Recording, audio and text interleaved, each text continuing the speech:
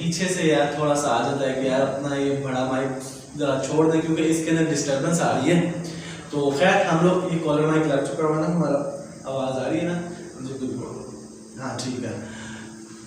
Collar mic लग चुका हुआ हमारा। तो आज का जो हम लोगों का जो टॉपिक है ना वो तजल्लियात नबूवत पे है कि तजल्लियात नबूवत का यानी कि हम लोगों का जो आज का टॉपिक है उसके अंदर हम लोग पढ़ेंगे आप सल्लल्लाहु अलैहि वसल्लम का हसब नसब ख़ानदान, आप सल्लल्लाहु अलैहि वसल्लम का ताल्लुक किस जगह से था, आप सल्लल्लाहु अलैहि वसल्लम के जैसे हमारे दादा बाप दादाओं के जो ताल्लुकात होते हैं, ख़ानदान होता है, कबीला होता है, कहाँ के रहने वाले होते हैं, क्या करने वाले हैं, तो यानी कि ये सारा कुछ यानी कि आज का जो हम लोग का टॉपिक होगा इसके अंदर हम लोग इसको बाकायदा प्रॉपर तरीके से बताएंगे।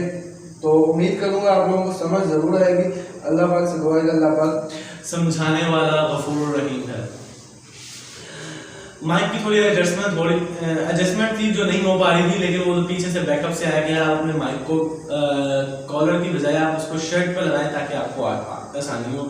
तो तजल्लियात नबूवत का हमारा जो आज का पहला टॉपिक है वो है हसब नसब, आप सल्लल्लाहु अलैहि वसल्लम का ख़ानदान और नशो नुमा और नबूवत से पहले के हालात, यानी कि मोहम्मद अरबी सल्लल्लाहु अलैहि वसल्लम के नबूवत से पहले के क्या हालात थे, क्या वाक़यात थे, आप सल्लल्लाहु अलैहि वसल्लम कहाँ पैदा हुए, किस घर में पैदा हुए, आपकी वालदा का क्या नाम था, वालिद का क्या नाम था, दादा का क्या नाम था, परदादा का क्या नाम था, उससे परदादा, यानी कि पुराने से जितने भी हैं उन सब के बारे में आज हम लोग इसमें तफसीली बात करेंगे। अल्लाह पाक से दुआ है कि अल्लाह पाक हम सब का पढ़ना सुनना कबूल मंजूर फरमाए। जैसा कि आप लोगों को पहले भी बताया जा चुका है कि 29वें शब को हमारे यहाँ पे प्रॉपर तरीके से एक ट्रांसमिशन का बाकायदा हतमी इख्तिताम होगा। 29वें शब को ही हम लोग इसका बाकायदा इख्तिताम कर देंगे। वो आखिरी ताक़रात होगी। अगर 30 रोज़े होते हैं, बिलफर्ज अगर 30 रोज़े होते हैं तो हम उसके लिए भी एक कोई अच्छी सी ट्रांसमिशन बना के आप लोगों के लिए पेश करेंगे। तो अभी के लिए हम लोग इसको शुरू करते हैं। जैसा कि दुरूद अहले बैत से हम लोगों ने इसका आगाज़ किया, तो हम लोग इस ट्रांसमिशन का बाकायदा से जो आगाज़ हुआ करेगा वो दुरूद अहले बैत सल्लल्लाहु अलैहि वसल्लम से हुआ करेगा। तो उम्मीद करें कि आप लोगों को दुरूद अहले बैत भी पसंद आया हो और हमारी इस ट्रांसमिशन का बाकायदा से आगाज़ इसी दुरूद अहले बैत से हुआ करेगा। तो अल्लाह पाक का कलाम शुरू करते हैं कि अल्लाह पाक हम लोगों को खुश व आबाद रखें और हम लोग जो टॉपिक पढ़ने जा रहे हैं उसको भी अल्लाह पाक खुशी से करने की तौफीक अता फरमाए, हमें हिम्मत दे, हौसला दे। तो चलिए आइए शुरू करते हैं।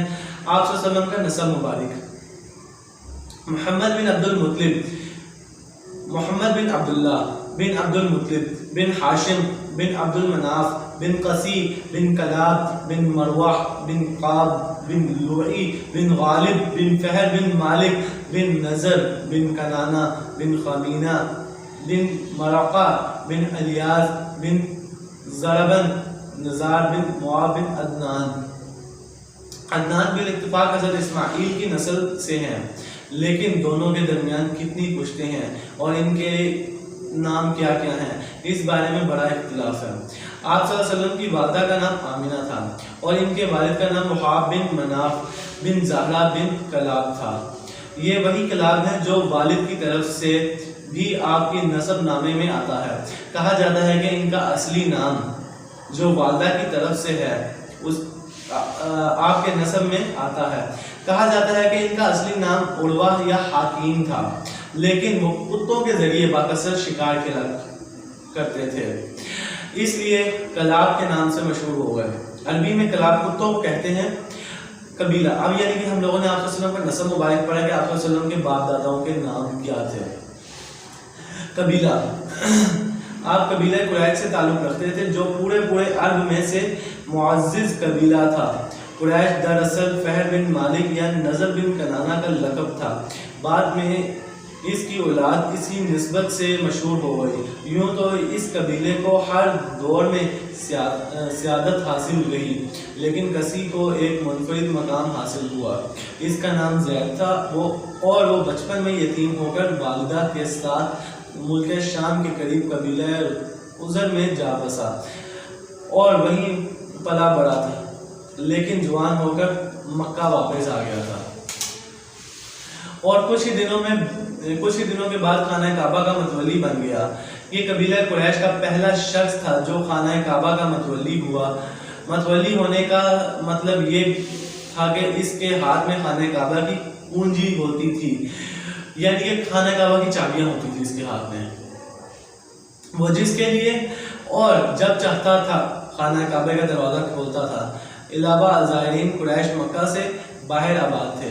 اس نے انہیں اندر لا کر آباد کیا، نیز اس نے حاجیوں کے لیے میزبانی کا طریقہ بھی ایجاد کیا۔ وہ حج کے دنوں میں بڑے پیمانے پر کھانا تیار کراتا اور چمڑے کے بڑے بڑے حوضوں میں کھجور، شہد یا کشمکش سے میٹھا شربت بنواتا اور حاجیوں کو پیش کرتا۔ اس نے خانہ کعبہ کے شمال میں دارالندہ کے نام سے ایک گھر بنایا ہوا تھا، جو قریش کے اجتماعی سرگرمیوں کا مرکز تھا۔ یہی اس کی پارلیمنٹ بھی تھی اور اس میں وہ شادی وغیرہ کی رسمیں بھی انجام دیتے تھے۔ قریش کا جھنڈا اور کمان بھی کسی ہی کے ہاتھ میں تھی، چنانچہ لڑائی کا جھنڈا اس کے سوا کوئی نہیں باندھ سکتا تھا۔ وہ بڑا کریم اور عقل مند تھا۔ قریش اس کی بات بے چون چڑھا تسلیم کرتے تھے۔ اب یعنی کہ ہم لوگوں نے قبیلہ پڑھا، اب اس کے بعد ہم لوگ خاندان کی طرف بڑھتے ہیں۔ آپ صلی اللہ علیہ وسلم کا خاندان آپ کے پردادا ہاشم کی نسبت سے ہاشمی خاندان کہلاتا تھا۔ ان کو کسی کے مناسب میں سے حاجیوں کی میزبانی کا منصب حاصل ہوا، جو ان کے بعد ان کے بھائی مطلب کی طرف منتقل ہو گیا۔ مطلب کے بعد پھر ہاشم کی اولاد کو یہ نسب حاصل ہوا اور اسلام کی آمد تک ان ہی کے ہاتھ میں رہا۔ ہاشم اپنے زمانے کے سب سے عظیم انسان شمار ہوتے تھے۔ انہیں وادی بختار کا سردار کہا جاتا تھا۔ وہ روٹی توڑ کر گوشت اور شوربے میں بھگوتے اور لوگوں کے کھانے کے لیے چھوڑ دیتے۔ چونکہ عربی میں اس طرح کسی چیز کو توڑنے کو ہاشم اور توڑنے والے کو ہاشم کہتے ہیں، اس لیے ان کا نام ہاشم پڑ گیا، ورنہ ان کا اصل نام امرو تھا۔ قریش تجارت پیشہ تھے۔ ہاشم نے ان کے لیے جاڑے اور یمن اور گرمی میں شام کا تجارتی سفر منظم کیا اور اس کے لیے دونوں ملک کے ذمہ داروں سے ضمانتیں حاصل کی۔ اس سفر کا ذکر قرآن مجید کی سورۃ قریش میں اللہ تعالیٰ کے ایک بہت بڑے احسان کے طور پر کیا گیا ہے۔ ہاشم ایک بار تجارت کے لیے شام جاتے ہوئے یثرب مدینہ منورہ سے گزرے تو وہاں بنو عدی بن نجار کی ایک خاتون سلمہ بن امرو سے شادی کر لی اور کچھ عرصہ ٹھہر کر ملک شام چلے گئے اور وہیں سرزمین فلسطین کے مشہور شہر غزوہ میں انتقال کر گئے۔ ان کی روانگی کے وقت سلمہ حاملہ تھی۔ بعد میں بچہ پیدا ہوا جس کے سر کے بالوں میں سفیدی تھی، اس لیے اس کا نام شیبہ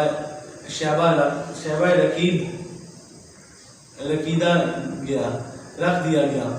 ان کا نام شیبہ رکھ دیا گیا۔ یہ بچہ مدینہ میں پرورش پاتا رہا، لیکن مکہ میں ہاشم کے بھائیوں اور خاندان کے دوسرے لوگوں کو اس کا علم نہ تھا۔ 8 برس بعد مطلب کو اس کا پتہ چلا تو وہ مدینہ جا کر اس کو اپنے ساتھ لے آئے۔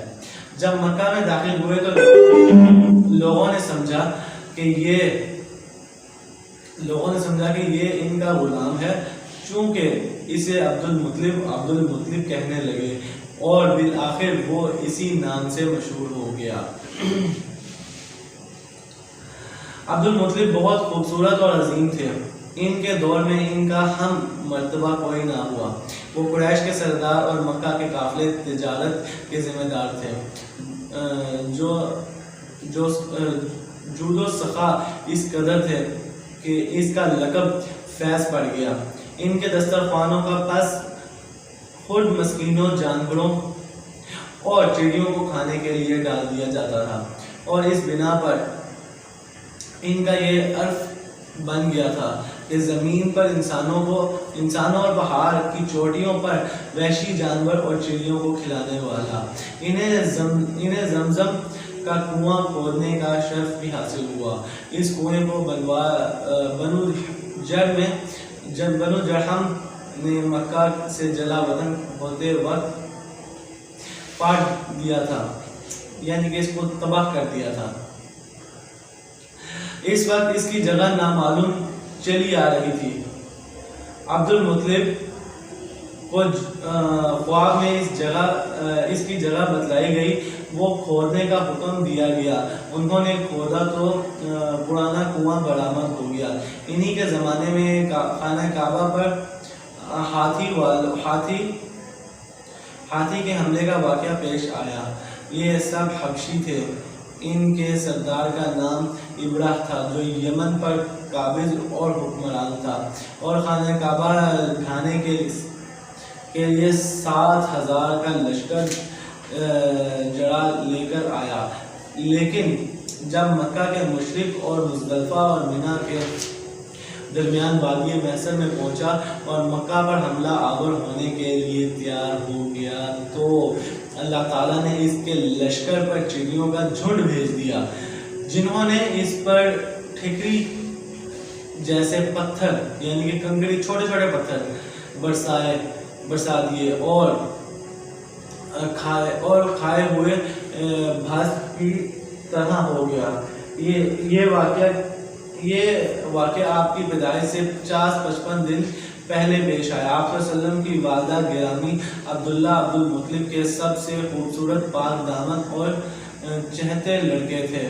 انہیں زبی بھی کہا جاتا ہے، اس کی وجہ سے کہ زمزم کی کھدائی کے دوران جب کنویں کے نشانات برآمد ہوئے تو قریش نے عبد المطلب کے ساتھ شرکت کرنی چاہی۔ اس کے لیے ان سے جھگڑا کیا، جو بڑی مشکل سے فروغ ہو سکا۔ یہ دیکھ کر عبد المطلب نے نظر مانی کہ اگر ان کو 10 لڑکے دے دیے اور ہر ایک مقابلے کے لائق ہوا تو ان میں سے ایک کو وہ اللہ کی راہ میں ذبح کر دیں گے۔ اب اللہ کا کرنا ایسا ہوا کہ ان کی یہ مراد پوری ہو گئی، چنانچہ انہوں نے سب لڑکوں کے درمیان قرعہ ڈلایا۔ قرعہ عبداللہ کے نام نکلا، لہٰذا ان کو ذبح کرنے کے لیے خانہ کعبہ کے پاس لے گئے، مگر قریش نے انہیں روک دیا، بالخصوص عبداللہ کے بھائی اور ماموں سخت آڑے آئے۔ بالآخر یہ فیصلہ ہوا کہ ان کے بدلے 100 اونٹ ذبح کیے جائیں گے، چنانچہ عبد المطلب نے ایسا ہی کیا۔ اس لیے آپ صلی اللہ علیہ وسلم کو 2 ذبیح کی اولاد کہا جاتا ہے، ایک ذبیح حضرت اسماعیل علیہ السلام تھے اور ایک آپ صلی اللہ علیہ وسلم کے والد عبداللہ۔ اس طرح آپ کو 2 فدیے دیے گئے، بزرگوں کی اولاد بھی کہا جاتا ہے، کیونکہ حضرت اسماعیل کو مینڈے کا فدیہ دیا گیا تھا اور آپ کے والد کو 100 اونٹوں کا۔ عبداللہ کی شادی آمنہ بنت وہب سے ہوئی، جو اس وقت قریش کی سب سے بلند پایہ خاتون تھی۔ ان کا باپ وہاب بھی بنو زہرہ کا سردار اور عالی نسب تھا۔ آمنہ کی شادی کے بعد ہی امید سے ہو گئی۔ ادھر کچھ عرصے کے بعد عبد المطلب نے عبداللہ کو تجارت کے سلسلے میں مدینہ یا شام بھیجا۔ واپسی پر مدینہ میں انتقال کر گئے اور انہیں ناباغہ زیابانی کے مکان میں دفن کر دیا گیا۔ اس وقت تک آپ پیدا نہیں ہوئے تھے۔ پیدائش یعنی کہ اب ہم لوگوں نے یہ پڑھ لیا، خاندان پڑھ لیا، اب ہم لوگ پڑھیں آپ صلی اللہ علیہ وسلم کی پیدائش۔ اب سنیے گا ذرا یہ پیدائش کس طریقے سے ہوئی۔ آپ صلی اللہ علیہ وسلم مکہ مکرمہ میں شعیب بن ہاشم کے اندر موسم بہار میں پیدا ہوئے۔ یہ 2 شبینہ سوموار کی صبح تھی، ربیع الاول کی 9، اور کہا جاتا ہے کہ 12 تاریخ سال وہی تھا جس میں ابرہ نے مکہ پر حملہ کیا تھا۔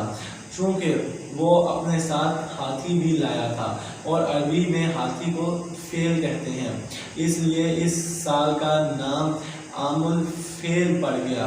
اس روز 22 اپریل 517 تاریخ تھی، 571 تاریخ تھی، یعنی کہ جس دن آپ صلی اللہ علیہ وسلم پیدا ہوئے تھے اس دن جو تاریخ تھی وہ 22 تاریخ 571 اپریل، یعنی کہ جس طرح ہمارے یہاں پہ 2021 چل رہا ہے اس طرح وہ 571 سال تھا۔ ٹھیک ہو گیا۔ پیدائش کے وقت داعیہ کا کام حضرت عبد الرحمن بن عوف رضی اللہ تعالیٰ عنہ کی والدہ شفا بنت عروہ نے انجام دیا۔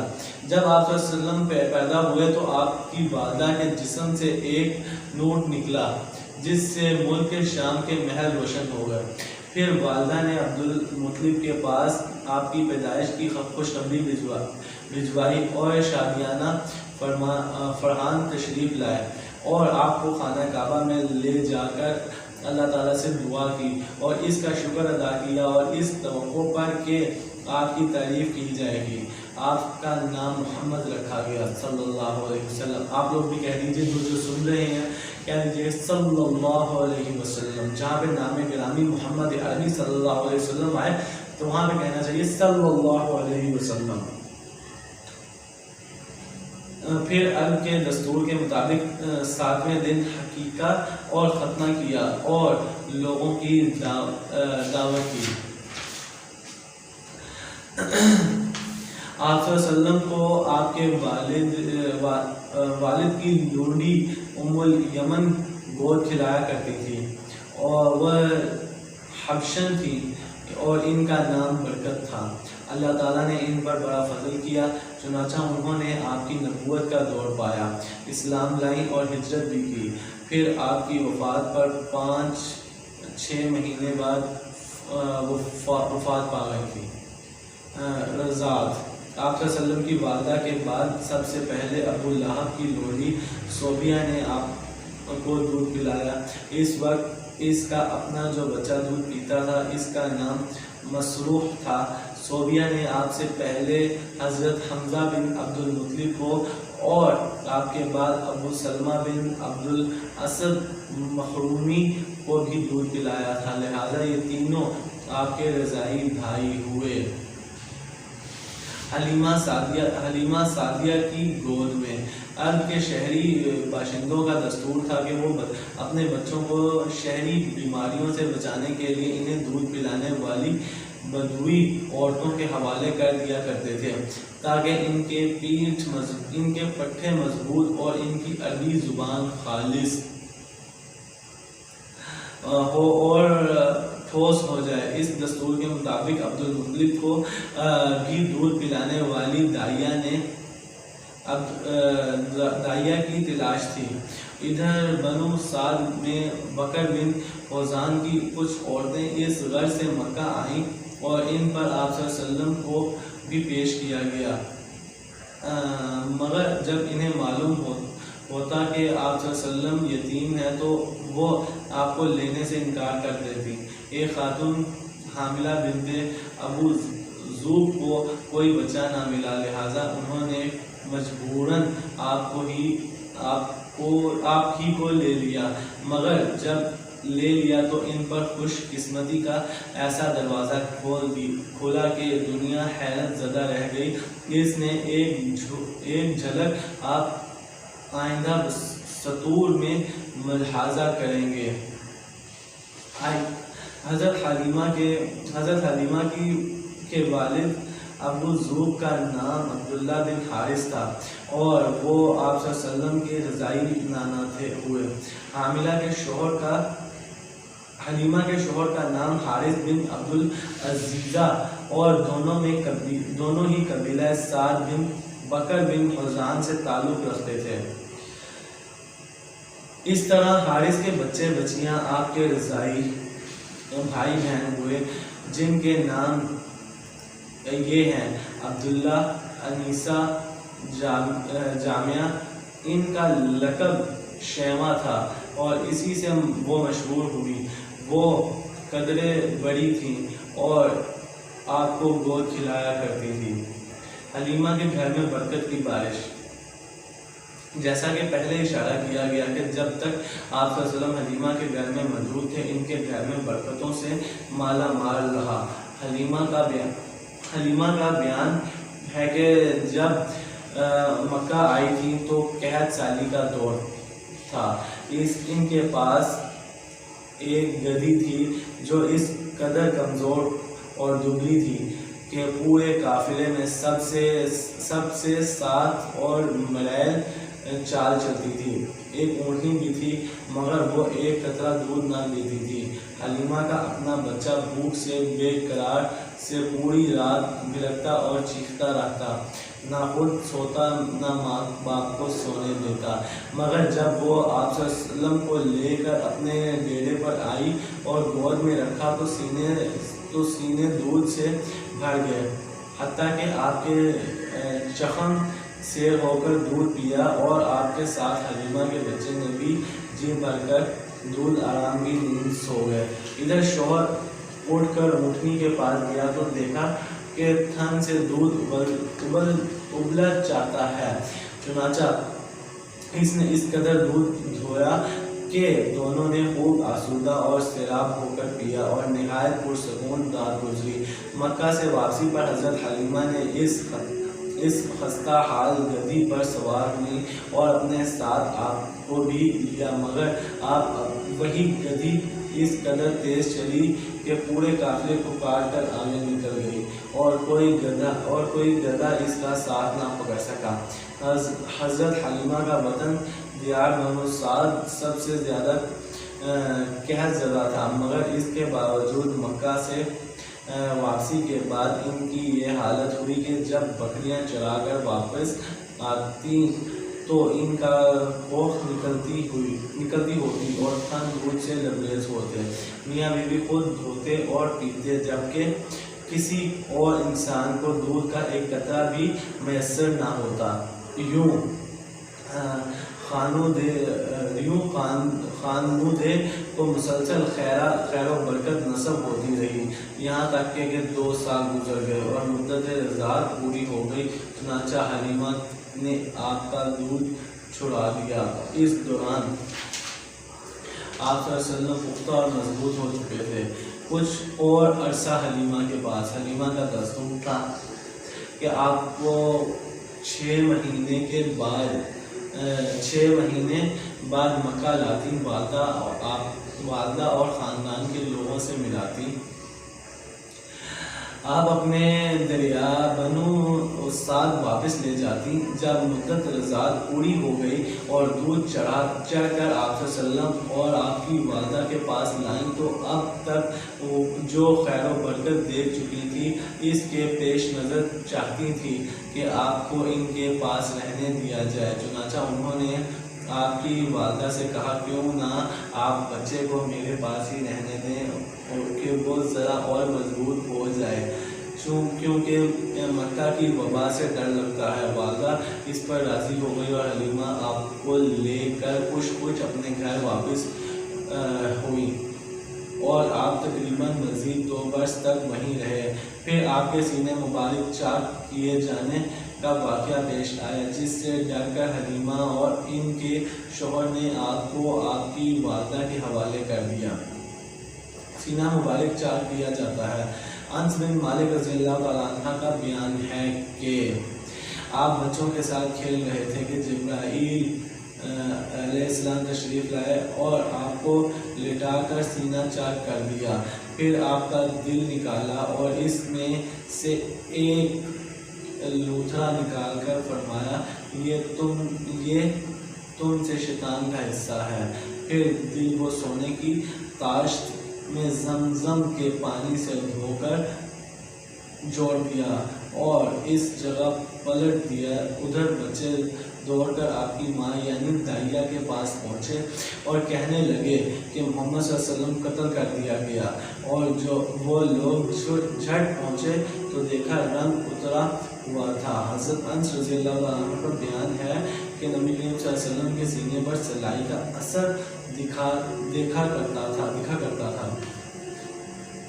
ماں کی آغوش محبت میں اس واقعے کے بعد آپ صلی اللہ علیہ وسلم کو مکہ پہنچا دیا گیا۔ آپ نے اپنی ماں کے سایہ محبت میں اپنے خاندان کے اندر کوئی 2 برس گزارے، پھر والدہ، دادا اور ام الامن کے ساتھ مدینہ کا سفر کیا، جہاں آپ کے والد کی قبر بھی تھی اور دادا کا ننھیال بھی۔ آپ مدینہ میں 1 ماہ رہ کر واپس ہوئے تو راستے میں آپ کی والدہ بیمار ہو گئیں اور ابو پہنچ کر رحلت کر گئے۔ وہیں انہیں دفن کر دیا گیا دادا کا سایہ شفقت میں۔ اب بوڑھے عبد المطلب آپ کو لے کر مکہ پہنچے۔ ان کے دل میں آپ کی نئی مصیبت کے احساس کا گہرا زخم تھا، چنانچہ آپ کے لیے ان کے دل میں ایسی رفت پیدا ہوئی کہ خود ان کے اپنے بیٹوں کے لیے ویسی رغبت نہ تھی۔ وہ آپ کی بڑی قدر کرتے، اپنی اولاد سے بھی بڑھ کر چاہتے، خوب اکرام کرتے۔ اس کا خاص فرش پر کوئی دوسرا نہ بیٹھ سکتا تھا۔ اس پر آپ کو بٹھاتے، پیٹھ پر ہاتھ پھیرتے، آپ کی نقل و حرکت دیکھ کر خوش ہوتے اور یقین رکھتے تھے کہ آئندہ آپ کی ایک نرالی شان ہونے والی ہے۔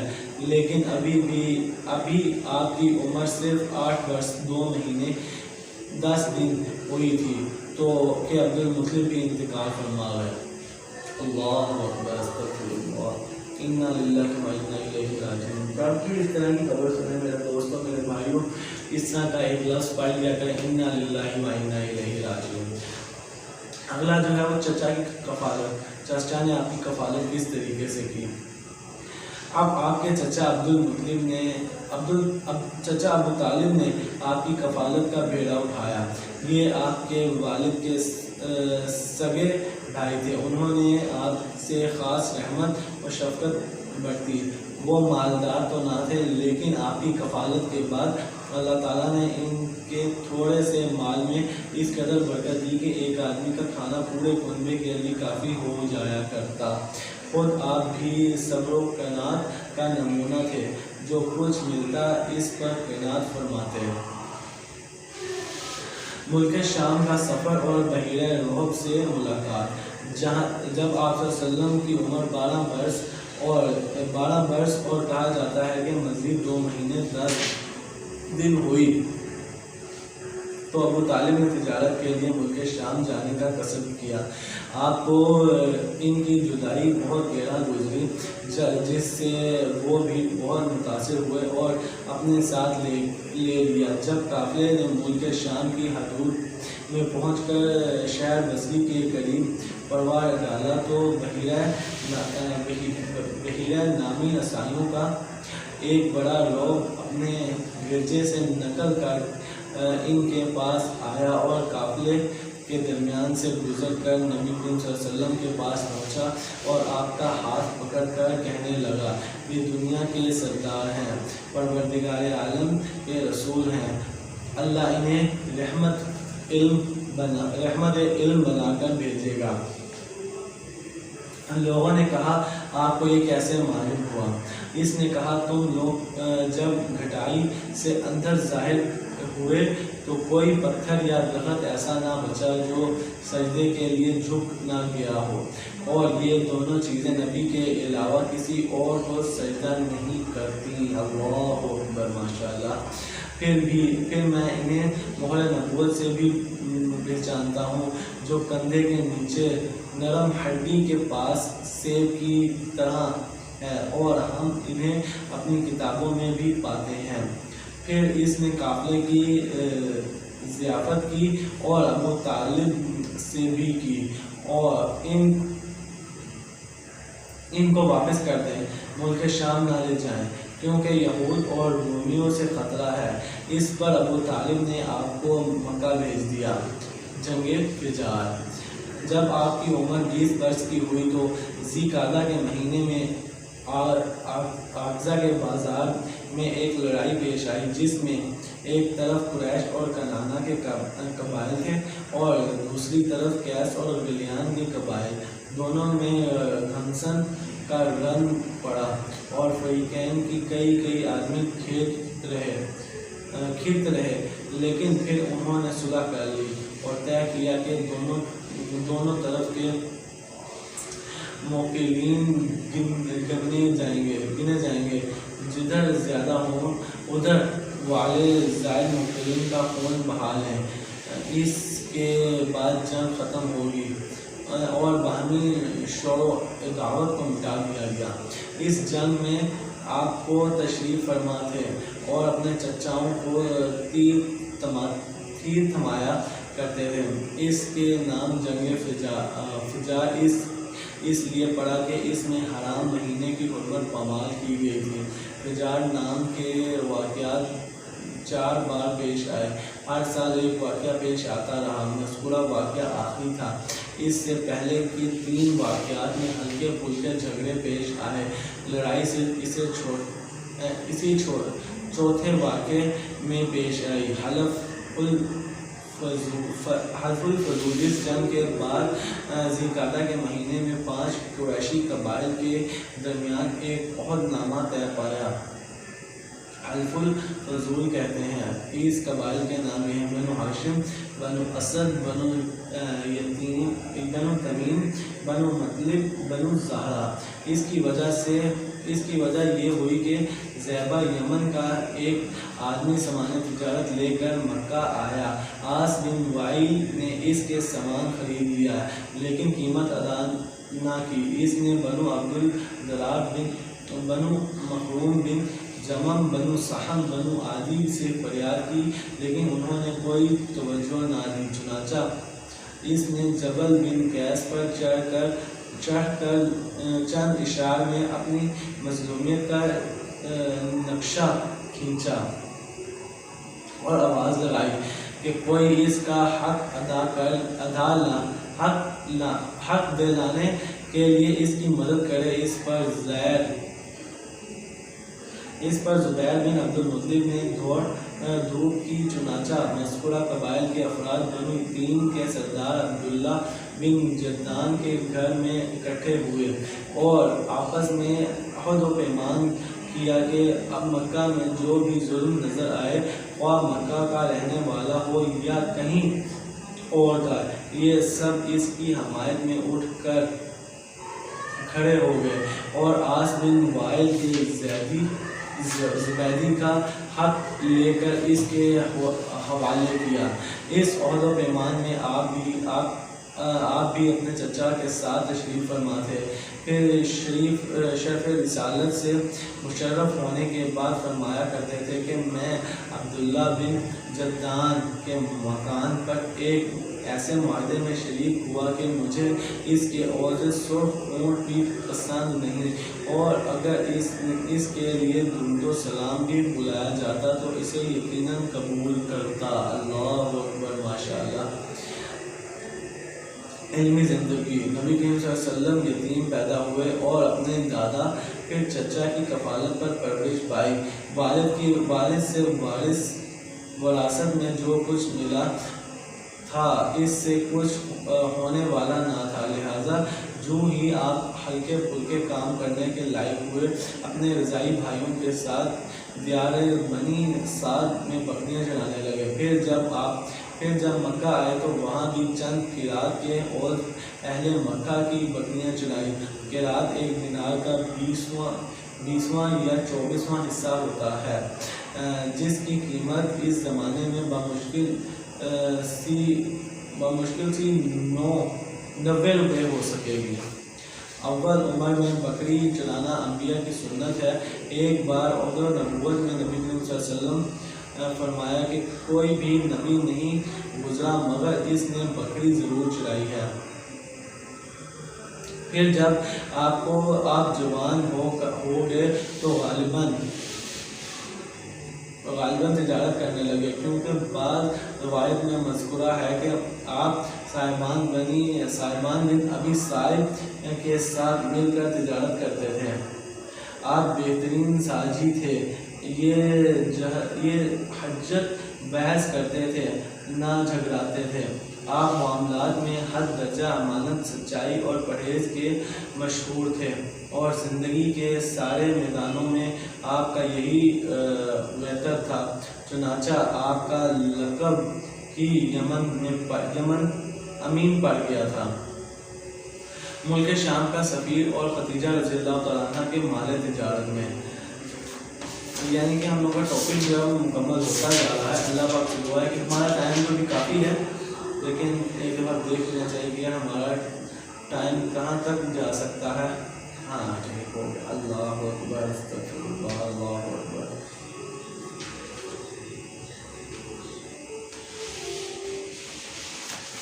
ٹھیک ہو گیا. ملک شام کا سفر حضرت خدیجہ رضی اللہ تعالیٰ عنہ کے مال تجارت. آپ کا یہی شہر بن سہن کے کر کے خدیجہ رضی اللہ تعالیٰ عنہ آپ صلی اللہ علیہ وسلم کو تجارت کے لیے مال کی پیشکش کی. وہ شرف اور مال دونوں لحاظ سے قریش کے سب معزز خاتون تھیں اور لوگوں نے کچھ اجرت پر اپنا مال تجارت کے لیے دیا کرتی تھی. انہوں نے پیشکش کی کے ساتھ یہ بھی عرض کیا کہ وہ آپ کو سب سے اچھی اجرت دیں گی. آپ نے ان کے غلام مصر کے ساتھ ملک شام کا سفر کیا. وہاں خرید و فروخت کی خوب نفع اور اس قدر برکت ہوئی کہ پہلے کبھی نہ ہوئی تھی. پھر مکہ واپس آئے تو امانت دار فرما دی. حضرت خدیجہ سے شادی. ادھر حضرت خدیجہ رضی اللہ تعالیٰ عنہ نے امانت و برکت کا یہ حال دکھایا تو دم بخود رہ گئی.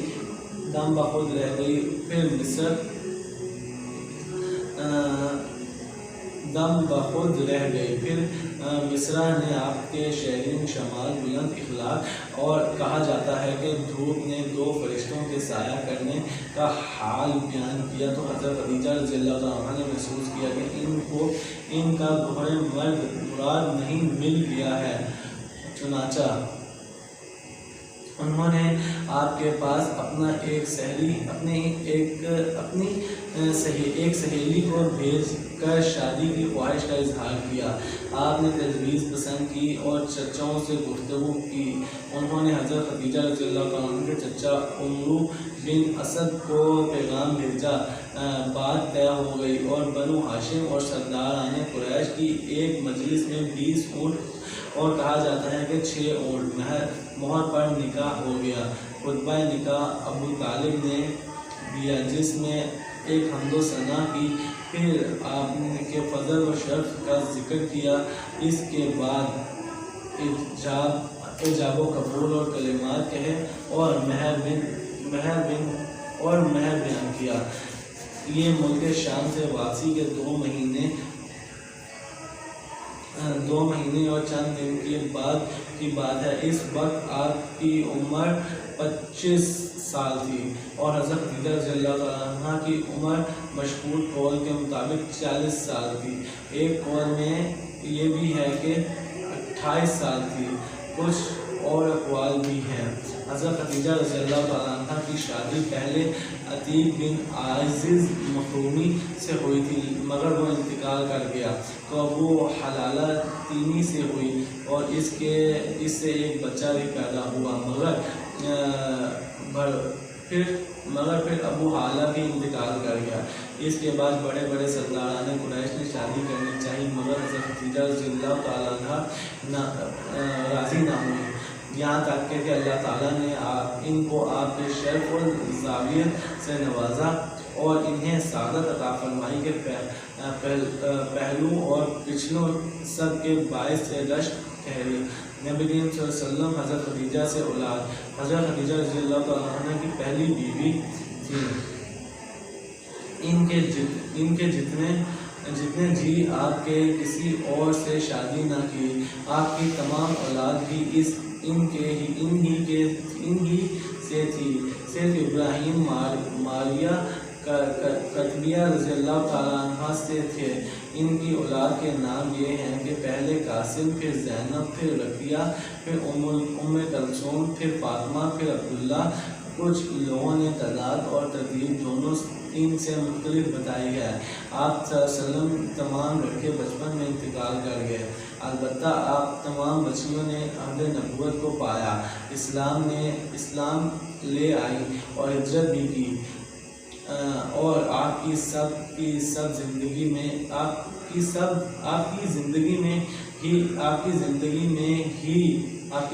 ہی میں انتقال بھی کر گئی. صرف حضرت فاطمہ رضی اللہ تعالیٰ عنہ آپ کے بعد 6 مہینے زندہ رہیں. बैतुल्लाह की तमीर और हिजर अस्वद के झगड़े का फैसला। आपकी उम्र 35वें साल था कि एक रोज़ दार सैलाब आया जिससे खाने काबा की दीवारें फट गईं और ये दीवारें एक बार काबा में आग लग जाने की वजह से पहले ही कमज़ोर हो चुकी थी।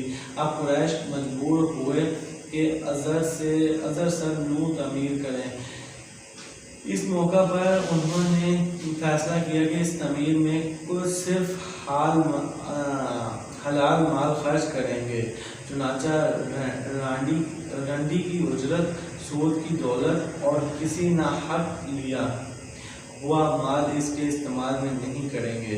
इन्हें खाना काबा गिराते हुए ही डर लगा था कि कहीं अल्लाह का इज़ाब न टूट पड़े। बिलाखिर वलीद बिन मुगीरा ने ये कहा कि ढाना शुरू किया कि अल्लाह मुस्लिहीन को हलाक नहीं करता। जब लोगों ने देखा कि इसे कुछ नहीं हुआ तो उन्होंने भी ढाना शुरू कर दिया और हज़रत इब्राहीम अलैहिस्सलाम वाली बुनियाद तक गिरा दिया। इसके बाद तमीर शुरू की। तमीर के लिए हर कबीले का अलग अलग एक हिस्सा मुकर्रर था। अशरफ अपने कंधों पर पत्थर लाते और ढेर लगाते। रसूल सल्लल्लाहु अलैहि वसल्लम और आपके चचा अब्बास भी पत्थर धो रहे थे। तमीर का काम बाकून एक रूमी मीमार कर रहा था। चूँकि माल इतना जमा ना हो सका था कि इमारत हज़रत इब्राहीम अलैहिस्सलाम की बुनियादों पर मुकम्मल की जा सकती, इसलिए शमाल की तरफ से तकरीबन 6 हाथ छोड़कर इसकी एक छोटी सी दीवार उठा दी गई ताकि अलामत रहे कि ये काबे का हिस्सा है। इसको हिजरा और हतीम कहते हैं। जब दीवार हजर अस्वद तक उठ चुकी तो हर सरदार ने चाहा कि वही हजर अस्वद को इसके जगह रखें कि शर्त हासिल करें। इस पर सख्त झगड़ा उठ खड़ा हुआ जो 4-5 रोज़ तक जारी रहा और करीब था कि हल्म में खून खराबा हो जाता। लेकिन अबू उमैया ने, जो सबसे ज़्यादा उम्र रसीदा था, ये कहकर फैसला की सूरत पैदा कर दी कि मस्जिदुल हराम के दरवाजे से जो शख्स पहले दाखिल हो इसे इस झगड़े का हुक्म मान लें। लोगों ने ये तजवीज़ मंजूर कर ली। अल्लाह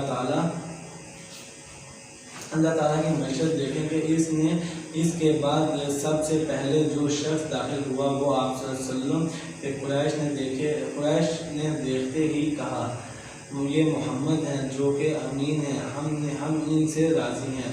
फिर आप सल्लल्लाहु अलैहि वसल्लम इनके पास पहुँचे तो आपको तफसील बताई गई। आपने इसका ये हल निकाला कि एक चादर ली, इसमें हजर अस्वद रखा और सब सरदारों से कहा कि इसका किनारा पकड़ कर ऊपर उठाएं। सब ने ऐसा ही किया। चादर हजर अस्वद की जगह तक पहुंच गई तो आपने अपने हाथ मुबारक से हजर अस्वद को इस जगह पर रख दिया। ये इतना उम्दा फैसला था कि इस पर सब खुश हो गए। हजर अस्वद ज़मीन से 1.5 मीटर पर है और दरवाज़ा तकरीबन 2 मीटर ऊंचा है।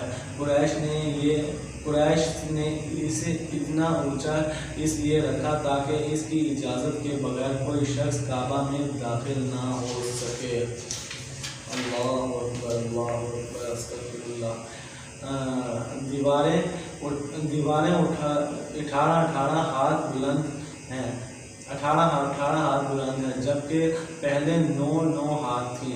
अंदरून काबा 2 लाइनों में छत सतून खड़े कर किए गए और 15 हाथ की बुलंदी पर छत लगाई गई है, जबकि पहले ना सतून थे ना छत। नबूवत से पहले आप सल्लल्लाहु अलैहि वसल्लम की सीरत। آپ صلی اللہ علیہ وسلم بچپن ہی میں سلیم اور عقل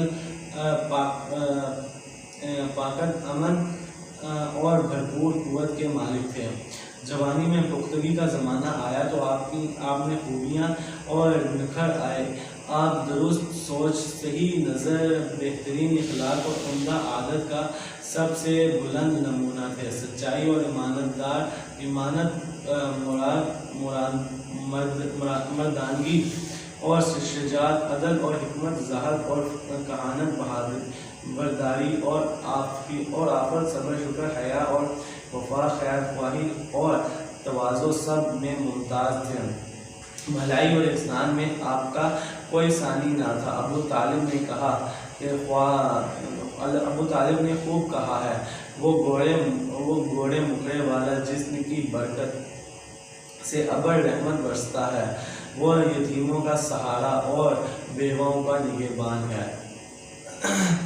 آپ بڑی صلح رحمی کرتے تھے، لوگوں کا بوجھ اپنے سر لے لیتے تھے، تنگ دست نے ایسی مدد فرماتے کہ مالدار ہو جاتا یا روزگار ایسے لگ جاتا، مہمان کی میزبانی کرتے اور مصیبت کے مارے ہواؤں کے تعاون فرماتے۔ اللہ نے آپ کی حفاظت اور مہربانی کا خاص انتظام فرمایا تھا اور قوم کے اندر پھیلتی ہوئی اخوت اور برائیوں کے خلاف آپ کے دل میں نفرت ڈال دی تھی۔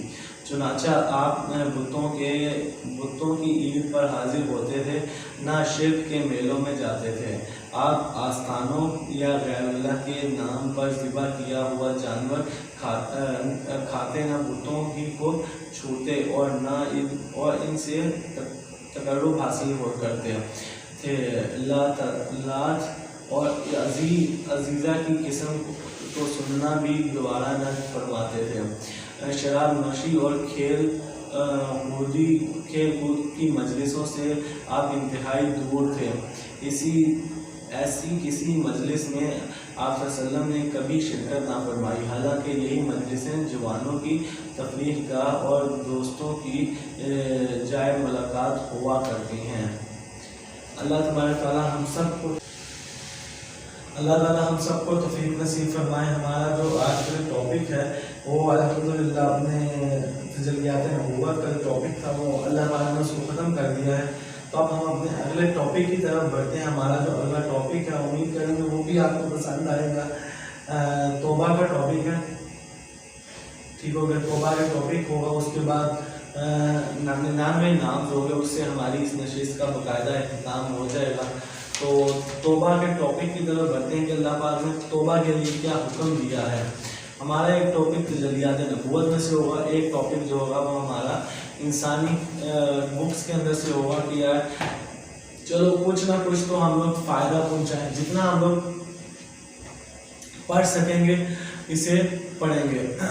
توبہ اور اس کے متعلقات حضرت فقہ اپنی سند کے ساتھ حضرت ابن عباس سے نقل فرماتے ہیں کہ جناب نبی کریم صلی اللہ علیہ وسلم نے ایک دن توبہ کے دروازے کے بارے میں بیان فرمایا۔ حضرت عمر رضی اللہ تعالی عنہ فرماتے ہیں کہ جناب نبی بیان فرمایا کہ حضرت عمر رضی اللہ تعالیٰ عنہ دریافت فرمانے لگے کہ یا رسول اللہ یہ توبہ کا دروازہ کیا ہے؟ آپ صلی اللہ علیہ وسلم نے اشارہ فرمایا کہ توبہ کا دروازہ مغرب میں واقع ہے، جب دروازہ سونے کے بنے ہوئے ہیں، جس پر موتی یا یاقوت کا اجر جڑاؤ ہے۔ نبی کے جڑاؤ ہے، دونوں دروازوں کے درمیان اس قدر مسافت ہے کہ جس قدر ایک تیز دوڑنے والا سوار شخص 40 سال کی جانب سے ظاہر ہوگا یعنی طلوع ہوگا، اس روز توبہ کا دروازہ بند ہو جائے گا۔ جو بندہ توبہ نصوح کر لیتا ہے وہ اسی دروازے سے داخل ہوتا ہے۔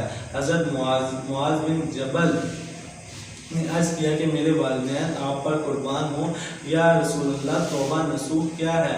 آپ نے ارشاد فرمایا کہ یہ ہے کہ گناہ کا شخص اپنے کیے ہوئے گناہ پر شرمندہ ہو کر بارگاہ الہی میں معافی طلب کرے اور آئندہ اس گناہ کے کرنے کا ارادہ نہ کرے، پھر جس وقت چاند سورج اس دروازے میں غروب ہو جائیں گے، ان میں سے کسی دروغ کے غیر کا نام نہیں ہوگا۔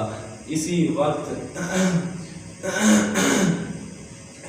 کسی بندے کی توبہ قبول نہ ہوگی اور نہ ہی کوئی ایسی نیک یا کوئی نیک کام فائدہ پہنچا سکے گا جو اس نے آج سے قبل کیا ہی نہ ہو۔ توبہ جو ہے قرآن مجید میں سورہ انعام میں رکوع نمبر 2 میں فرمایا ہے، جس دن ایک نشانی آئے گی تیرے پروردگار کی، تو اس روز کسی شخص کا ایمان لا نفع نہیں پہنچائے گا جو کہ پہلے سے ایمان لایا تھا یا ایمان میں تھے، ایمان میں اس نے کچھ نیک کام نہیں کیے تھے۔ حضرت عبداللہ بن مسعود رضی اللہ تعالیٰ عنہ فرماتے ہیں یہ توبہ نصوح یہ ہے کہ توبہ کرنے کے بعد گناہ کی جانب واپس نہ جائے، اور ان ہی کا یہ فرمان ہے کہ توبہ کا دروازہ کھلا ہوا ہے اور توبہ ہر ایک شخص کی قبول ہوتی ہے، علاوہ ان 3 شخصوں میں، ایک تو شیطان کی توبہ قبول نہیں ہوتی، دوسرا آدم علیہ السلام کے بیٹے قابیل کی جو کہ تمام گناہ کے ارتکاب کرنے والوں کا سردار ہے، اور تیسرا وہ بدقسمت انسان ہے جس نے کسی نبی کو قتل کر دیا۔ اللہ اکبر۔ اور فرماتے ہیں کہ توبہ کا دروازہ توبہ کرنے والوں کے لیے کھلا ہوا ہے جو کہ مغرب کی جانب واقع ہے، جو کہ 40 سال کی مسافت اور فیصلے کے باقیدار لمبا چوڑا ہے۔ اس وقت وہ دروازہ بند ہو جائے گا جب سورج مغرب کی جانب سے طلوع ہوگا۔ حضرت ابو ہریرہ رضی اللہ تعالیٰ عنہ فرماتے ہیں کہ حضرت رسول صلی اللہ علیہ وسلم نے ارشاد فرمایا کہ توبہ فضا میں معلق ہے، وہ دن رات مسلسل آواز دیتی ہے کہ جو شخص مجھے اختیار کرے گا اس کو عذاب نہیں ہوگا، اور یہ اعلان ہمیشہ کرتی رہے گی جب تک کہ آفتاب مغرب کی طرف سے نکلے گا، تو وہ توبہ اوپر اٹھا لی جائے گی۔ مذکورہ روایت میں توبہ کی طرف توجہ دلانے اور بطور خاص اس کی طرف توجہ دلائی گئی ہے، یہ کہ جس وقت کوئی شخص اللہ تعالیٰ سے استغفار کرتا ہے تو اس کی توبہ قبول کر لی جاتی ہے۔ اللہ تعالیٰ نے اہل ایمان کو توبہ کی دعوت دیتے ہوئے ارشاد فرمایا، اور مسلمانوں تم تمام لوگ اللہ کے سامنے توبہ کرو تاکہ تم فلاح حاصل کر سکو۔ مطلب یہ ہے کہ تم لوگ عذاب اللہ تعالیٰ سے محفوظ رہ کر اس کی رحمتوں سے فیض یاب ہو جاؤ۔ اس آیت کریمہ سے معلوم ہوتا ہے کہ توبہ ہر ایک بھلائی کی کنجی ہے، اور یہ کہ توبہ میں مومن کے لیے کامیابی ہے۔ دوسری آیت کریمہ میں توبہ کرنے کا حکم ان الفاظ مبارک میں بیان فرمایا گیا ہے، اے ایمان والو تم اللہ کے آگے سچی توبہ کرو۔ اس کے بعد آیت کریمہ میں اس خدائی اعزاز کا تذکرہ ہے جو کہ توبہ میں رکھا گیا ہے، چنانچہ ارشاد باری تعالیٰ ہے، توقع ہے کہ تمہارا پروردگار تم سب کے گناہ معاف کر دے گا، یعنی تمہارے گناہوں سے درگزر کر دے گا۔ اس کے بعد ارشاد باری تعالیٰ ہے، اور تم کو ایسے باغات میں داخل کرے گا جن کے نیچے نہریں جاری ہوں گی، یعنی آخرت میں تو تم ایسے باغات عطا فرمائیں گے جن کے بلا خانوں اور محلات کے نیچے سے اور ان کے درختوں کے نیچے سے نہریں جاری ہوں گی۔ نیز یہ بھی فرمایا گیا کہ وہ توبہ کرنے والوں کے گناہ بخش دے گا۔ ماشاءاللہ، اللہ اکبر۔ چنانچہ ارشاد باری تعالیٰ ہے، یعنی جو لوگ جب کہ وہ ایسا کام کر لیتے ہیں جن میں ظلم اور زیادتی ہو، یعنی گناہ کا کام یا اپنی ذات کا نقصان کر لیتے ہیں، تو اللہ تعالیٰ کو یاد کر لیتے ہیں، یعنی گناہ کے وقت خدا تعالیٰ سے ڈرتے ہیں۔ اسی طرح ایسے لوگوں کے بارے میں ارشاد باری تعالیٰ ہے، پھر اپنے گناہوں کی معافی مانگتے، اور اللہ تعالیٰ کے علاوہ کون ہے جو کہ گناہ کی بخشش کرتا ہے۔ نیز ارشاد باری تعالیٰ ہے، اور وہ لوگ اپنے فعل پر اصرار نہیں کرتے اور وہ جانتے بھی ہیں، یعنی ان فعل کے گناہ ہونے کا یقین رکھتے ہیں۔ استغفار کا حکم اور اس کے فوائد۔ حضرت شہید بن ابی بردہ رضی اللہ تعالیٰ عنہ اپنے والد ماجد سے اور اپنے دادا سے اور وہ جناب نبی کریم صلی اللہ علیہ وسلم سے نقل فرماتے ہیں کہ آپ صلی اللہ علیہ وسلم نے فرمایا، میں ایک روز میں 100 مرتبہ گناہوں سے توبہ کرتا ہوں۔ دوسری روایت میں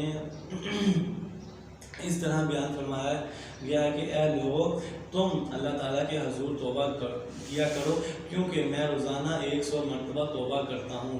بس جبکہ جناب نبی کریم صلی اللہ علیہ وسلم توبہ استغفار فرماتے ہیں، جبکہ آپ صلی اللہ علیہ وسلم تمام گناہوں سے بالکل معصوم ہے۔ ماشاءاللہ، اللہ اکبر۔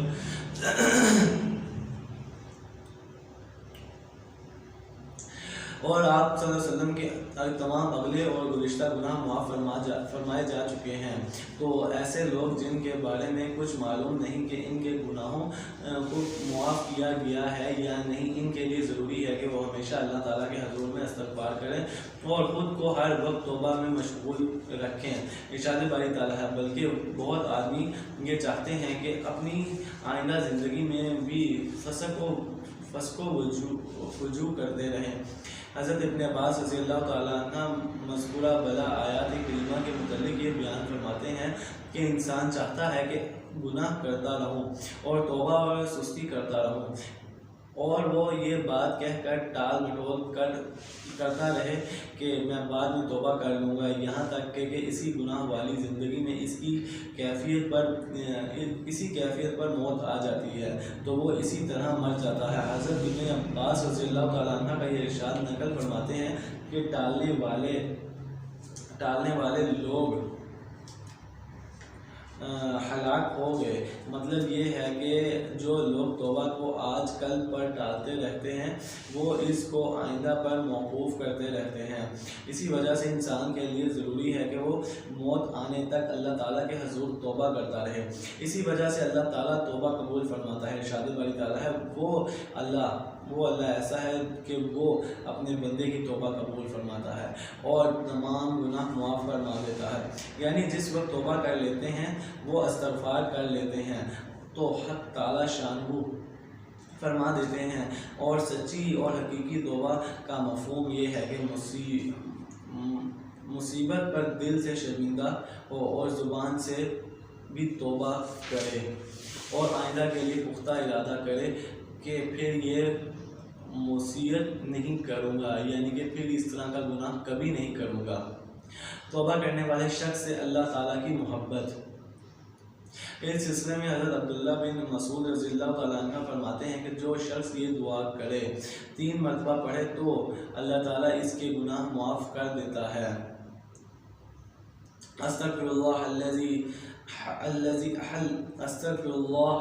عظیم الذی لا الہ الا هو الحی القیوم واتوب الیہ، 3 مرتبہ پڑھے تو اللہ تعالیٰ اس کے گناہ معاف فرما دیتا ہے، خواہ وہ سمندر کی جھاگ کے برابر ہوں۔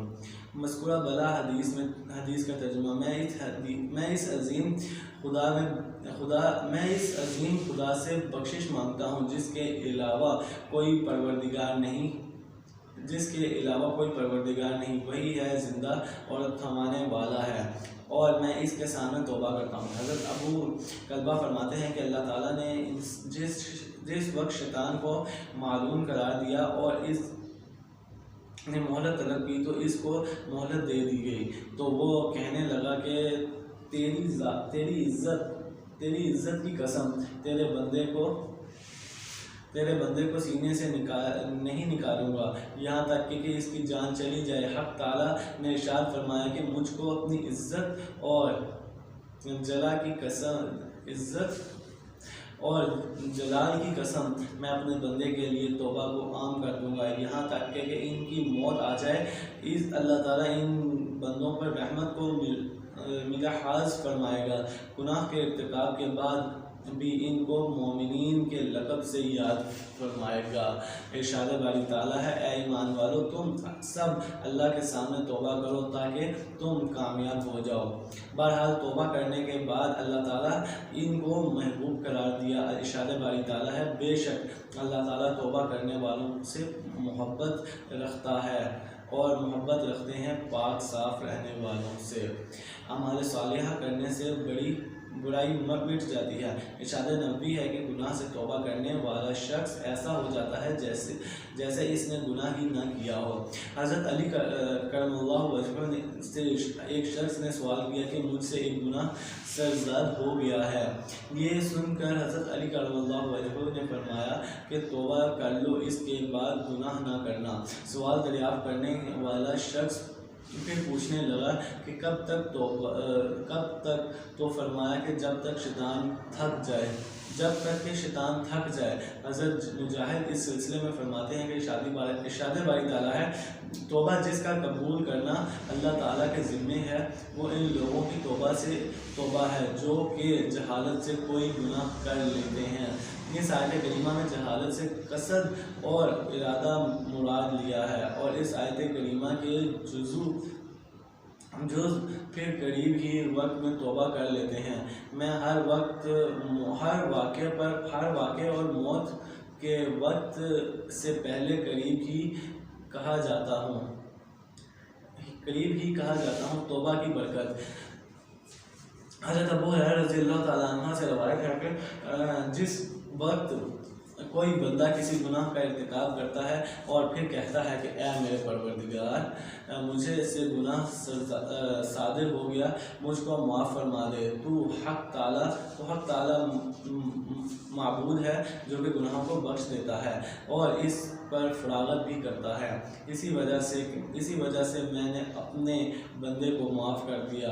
یہ تمام سلسلہ اپنے محبوب پیغمبر صلی اللہ علیہ وسلم کے اعزاز و اکرام میں قائم فرمایا، ورنہ گزشتہ امت میں اس طریقے سے بھی رہا کہ گناہ کے ارتکاب کرنے پر حلال کو حرام قرار دے دیا گیا، یا کسی شخص نے گناہ کا ارتکاب کیا تو اس شخص کے مکان کے دروازے پر یا اس شخص کے بدن پر یہ تحریر کر دیا جاتا کہ یہ گناہ فلاں شخص کو فلاں شخص کا بیٹا ہے، اس نے کیا ہے اور اس کی توبہ کی ہے۔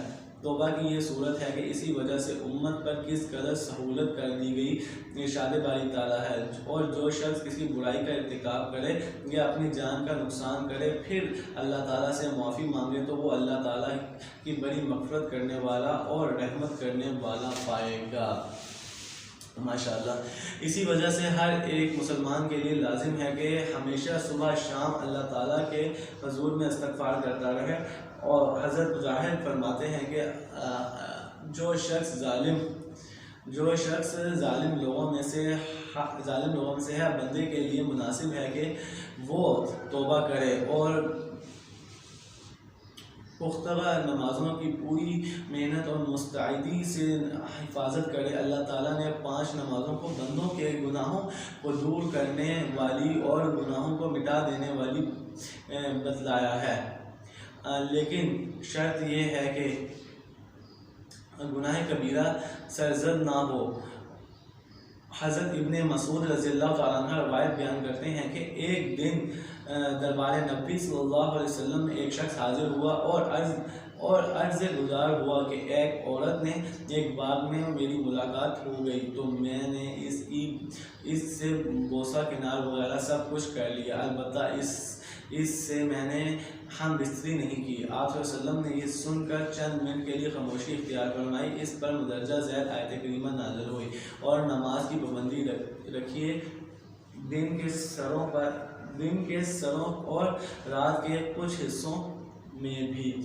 حاصل کلام یہ ہے کہ اللہ تعالیٰ کی رضامندی کے لیے دنوں کو نو میں نماز ادا کرو، یعنی فجر، ظہر، عصر کی نماز، اور رات کے کچھ حصوں میں یعنی مغرب اور عشاء کی نماز پڑھو۔ اس کے بعد ارشاد فرمایا گیا بلا شبہ نیک کام مٹا دیتے ہیں برے کام کو، یعنی پختو وقت نمازیں ان گناہوں کا کفارہ بن جاتی ہیں جو ان کے درمیان صادر ہوتے ہیں سوائے بڑے بڑے گناہوں کے۔ یہ نصیحت ہے نصیحت ماننے والوں کے لیے۔ مراد یہ ہے کہ توبہ کرنے والوں کی توبہ ہے۔ مندرجہ ذیل بالا آیات کریمہ کے نازل ہونے کے بعد حضور صلی اللہ علیہ وسلم نے اس شخص کو بلا کر مذکورہ بلا آیات کریمہ سنائی۔ حضرت عمر رضی اللہ تعالیٰ عنہ نے عرض کیا کہ یا رسول اللہ، یہ اس شخص کی خصوصیت ہے یا تمام لوگوں کے لیے ارشاد فرمایا؟ تمام لوگوں کے لیے حضور صلی اللہ علیہ وسلم کا ارشاد مبارک ہے کہ ہر ایک بندے پر 2 فرشتے من جانب اللہ مقرر شدہ ہیں۔ ایک فرشتہ دائیں جانب والا ہے اور دوسرا بائیں جانب والا ہے۔ دائیں جانب والا فرشتہ بائیں جانب والے پر نگران ہے۔ جس وقت کوئی شخص گناہ کا کام کرتا ہے تو بائیں جانب اور فرشتہ یہ دریافت کرتا ہے کہ میں اس کو لکھ لوں۔ دوسرا کہتا ہے کہ ابھی 5 برائیاں تک ٹھہرو۔ جس وقت 5 برائیاں ہو جاتی ہیں تو پھر وہ فرشتہ دریافت کرتا ہے کہ یہ گناہ لکھ لوں، تو وہ جواب دیتا ہے کہ ٹھہرو، شاید کوئی نیک کام کر لے۔ تو جس وقت وہ نیک کام کر لیتا ہے تو دائیں جانب والا فرشتہ کہتا ہے کہ ہم کو بتلایا گیا ہے کہ ایک نیک عمل 10 اعمال کے برابر ہوتا ہے، اس وجہ سے ہم اس کے 5 کے مقابلے میں 5 برائیاں مٹا دیتے ہیں اور باقی 5 نیک اعمال لکھ لیتے ہیں۔ اس پر شیطان چیخ مارتا ہے اور کہتا ہے کہ ابن آدم پر غلبہ پانا میرے اختیار سے باہر ہے۔ ایک عورت سے استغفار کر لینے کا واقعہ۔ ابو ہریرہ رضی اللہ تعالیٰ عنہ فرماتے ہیں کہ ایک عورت میں حضور صلی اللہ علیہ وسلم ایک رات میں حضور صلی اللہ علیہ وسلم کے ساتھ عشاء کی نماز پڑھ کر نکلا۔ میں دیکھتا ہوں کہ ایک عورت نقاب وغیرہ ڈالے راستے پر کھڑی ہے اور میرے بارے میں دریافت کر رہی ہے کہ مجھ سے بہت بڑا گناہ سرساز ہو گیا ہے، کیا میری توبہ قبول ہو سکتی ہے؟ میں نے دریافت کیا کہ تیرا گناہ کیا ہے؟ وہ کہنے لگی کہ میں نے زنا کر بیٹھی ہوں اور میں اس نتیجے یعنی زنا سے پیدا ہونے والے بچے کو قتل کر دیا ہے۔ میں نے کہا تو خود بھی برباد ہلاک ہو گئی اور تو نے ایک انسانی جان کا بھی نقصان کیا، باخدا تیرا توبہ کرنا قبول نہیں۔ کہا جاتا ہے کہ یہ بات سن کر اس عورت نے ایک زبردست چیخ ماری اور وہ مدہوش ہو کر گر گئی، اور پھر میں آگے کی جانب چل دیا اور میں اپنے دل سے یہ کہہ رہا تھا کہ حضور صلی اللہ علیہ وسلم کے موجود ہوتے ہوئے تجھ کو حکم شرع بتلانے کی کیا ضرورت تھی؟ بہرحال جب صبح ہوئی تو میں جلدی خدمت نبی صلی اللہ علیہ وسلم میں حاضر ہوا اور عرض گزار ہوا کہ یا رسول اللہ، کل رات کی خاتون نے مجھ سے فلاں معاملے کے بارے میں حکم شرع دریافت کیا اور میں نے اس مسئلے کو اس طرح جواب دیا۔ یہ بات سن کر آپ صلی اللہ علیہ وسلم انا للہ و انا الیہ راجعون پڑھا اور فرمایا، خدا کی قسم اے ابو ہریرہ، تم خود بھی ہلاک ہو گئے اور تم نے اس کو بھی ہلاک کر دیا۔ کیا تم مندرجہ ذیل آیات کریمہ کا علم نہیں تھا کہ وہ آیت کریمہ یہ ہیں والذین لا يدعون مع اللہ الہا آخر ولا یقتلون النفس التي حرم اللہ الا بالحق ولا یزونون ومن یفعل ذلك یلقى اثما۔ حضرت ابو ہریرہ رضی اللہ تعالیٰ عنہ فرماتے ہیں کہ میں اسی وقت دربار نبی صلی اللہ علیہ وسلم سے اٹھ چلا گیا اور اس وقت میری یہ حالت ہو گئی تھی کہ میں مدینہ منورہ کی گلیوں میں دوڑتا پھرتا اور پکارتا تھا کہ کوئی شخص ہے جو مجھ سے فلاں خاتون کا پتہ اور ٹھکانہ کے بارے میں بتلا دے کہ جس نے کل رات مجھ سے فلاں معاملے میں حکم شرع دریافت کیا تھا۔ بہرحال اس عورت سے کافی تلاش گزشتہ روز والے مقامات پر ملاقات ہو گئی تو میں نے اس کو فرمان نبی صلی اللہ علیہ وسلم سنایا کہ اس کی توبہ اللہ عز و جل قبول ہے۔ یہ بات سن کر وہ عورت خوشی کی وجہ سے رونے لگی اور اس کی آنسو بہنے لگے، اور اس نے کہا کہ میرے پاس فلاں باغ ہے جس کو میں فقراء اور مساکین کو گناہ کے کفارے کے طور پر راہ خدا میں دیتی ہوں۔ مذکورہ بلا آیات کریمہ کے متعلق بعض اہل علم فرماتے ہیں کہ جس وقت کوئی شخص استغفار کرتا ہے تو اس کے ساتھ گزرے ہوئے گناہ اور کیے گئے جرائم ہی اس کی نیکیاں بن جاتے ہیں۔ حضرت عبداللہ بن مسعود رضی اللہ تعالیٰ عنہ سے روایت ہے کہ قیامت کے روز انسان جس وقت اپنے نامہ اعمال میں غور کرے گا تو نامہ اعمال کے شروع حصے میں اپنے گناہ اور آخر حصے میں نیکیاں دیکھے گا، اور جب نامہ اعمال کو دوسری مرتبہ دیکھے گا تو اس کے شروع میں آخر تک اعمال صالحہ ہی دکھلائی دیں گے، اور جب نامہ اعمال کو دوسری مرتبہ دیکھے گا تو اس کے شروع سے آخر تک اعمال صالحہ دکھلائی دیں گے۔ یعنی مضمون ابو ذر غفاری رضی اللہ تعالیٰ عنہ نے بھی حضور صلی اللہ علیہ وسلم سے نقل کیا ہے کہ آیت کریمہ یبدل اللہ سیئاتہم حسنات کا بھی یہی مفہوم ہے۔ بعض علماء نے بھی فرمایا ہے کہ آیت کریمہ کے معنی برے کاموں سے کنارہ کشی اختیار کرنے میں مشغول ہوتا ہے۔ بھائیوں اچھی طرح سمجھ لو، کفر زیادہ شدید کوئی گناہ نہیں ہے۔ ارشاد باری تعالیٰ ہے قُلِ الَّذِينَ كَفَرُوا إِن يَنْتَهُوا يُغَفِّرْ لَهُم مَّا قَدْ سَلَفَ۔ آپ ان کافروں سے کہیے کہ اگر یہ لوگ باز آ جائیں تو ان کے تمام گناہ جو پہلے ہو چکے ہیں وہ سب کو سب معاف فرما دیجیے۔ تو جو گناہ کفر سے کم درجے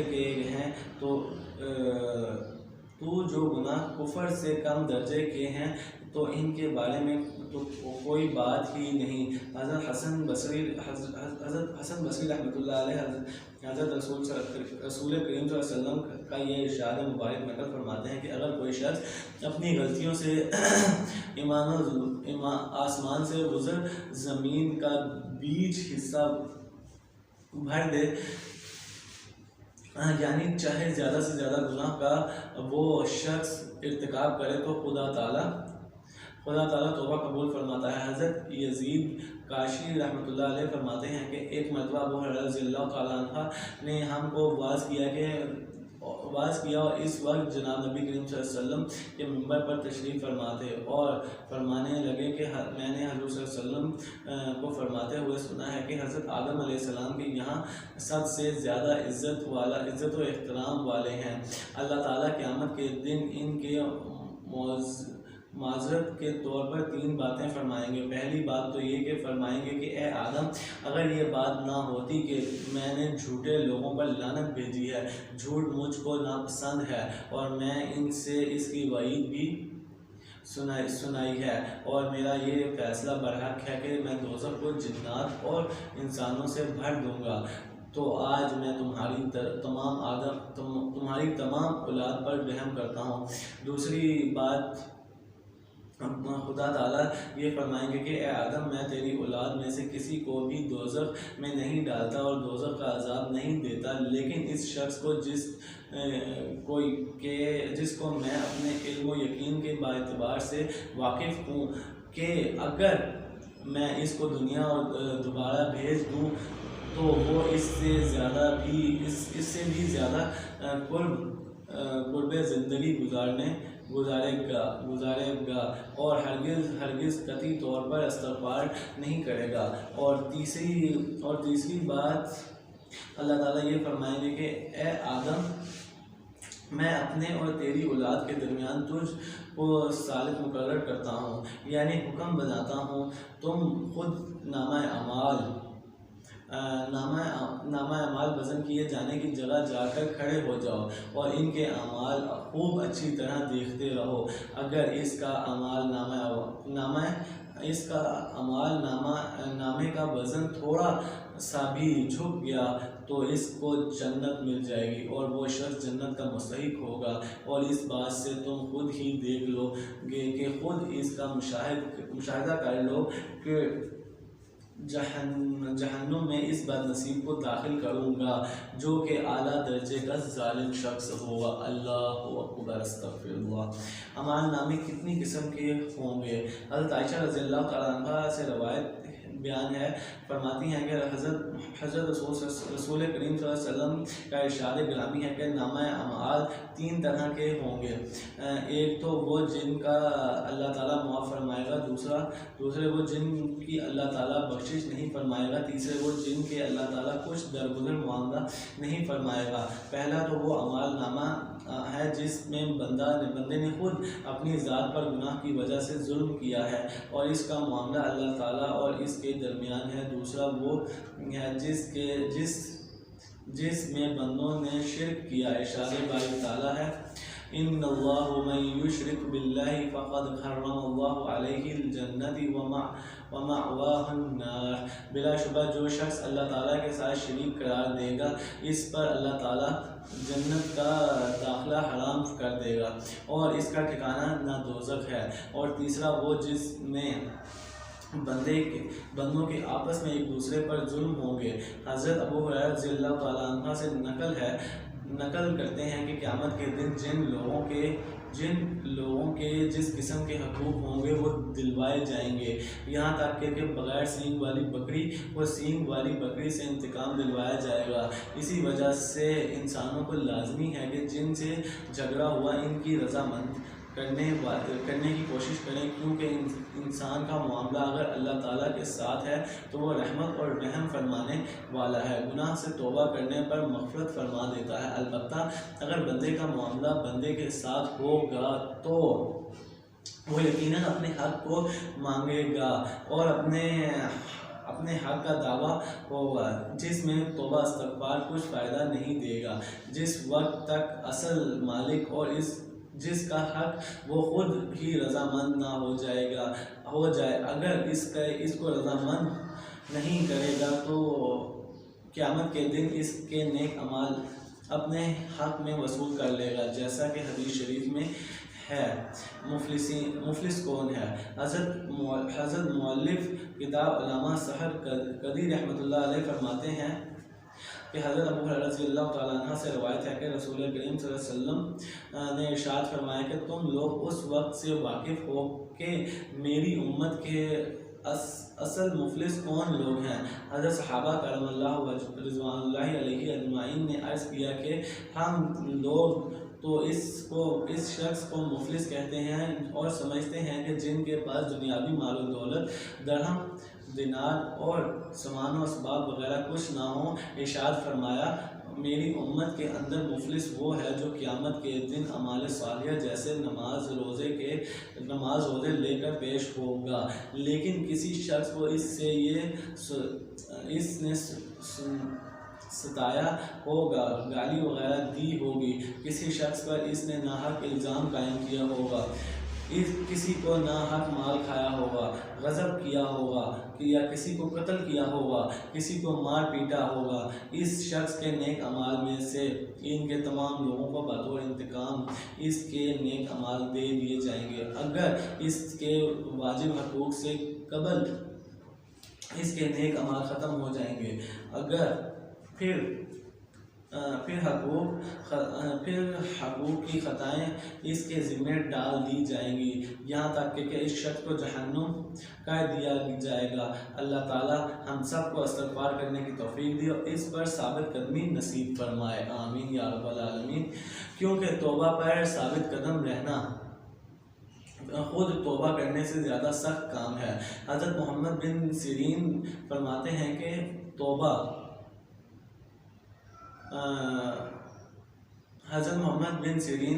ہیں کہ بالکل اس قسم کے انسان نہ بن جاؤ کہ پہلے کوئی نیک عمل کرنے لگو پھر اس کو ترک کر دو، کیونکہ جس شخص نے توبہ کر کے چھوڑ دی وہ کبھی مراد نہیں ہوگا اور اس نے کبھی اپنے مقصد کامیابی نہیں حاصل کی۔